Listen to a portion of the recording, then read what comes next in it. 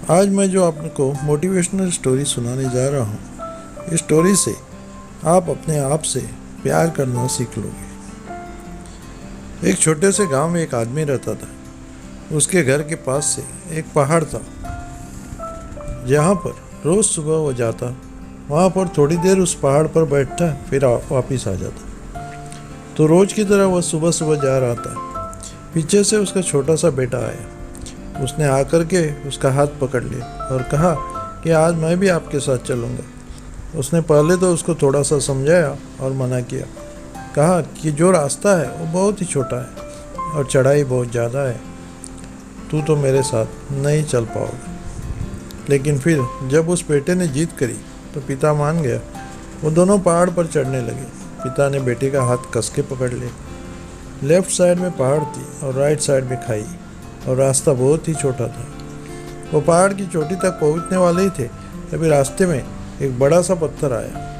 क्योंकि पिता उस रास्ते से रोज जाते थे तो उनको पता था कि वहाँ पर पत्थर है, तो वह साइड से निकल गए।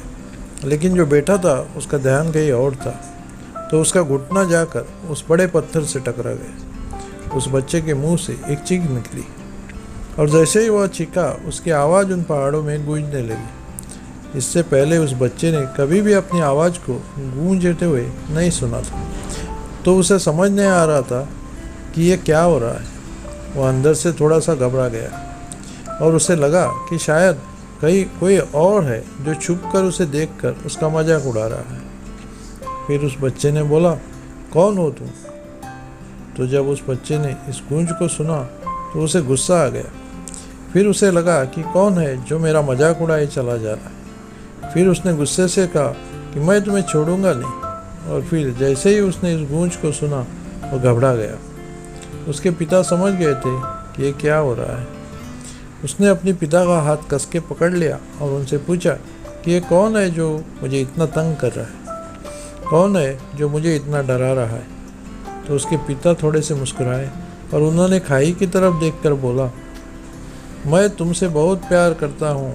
वह सुनकर वह बच्चा हैरान हो गया और उसे समझ नहीं आया कि ये हो क्या रहा है, क्योंकि वही इंसान जो उसका मजाक उड़ा रहा था, वही तंग कर रहा था, वो उसके पिता को बोल रहा है कि मैं तुमसे बहुत प्यार करता हूँ। तो उसके पिता अपने बेटे को देखे और समझ गए कि उसके मन में क्या चल रहा है, और फिर दोबारा उन्होंने बोला, तुम बहुत अच्छे हो।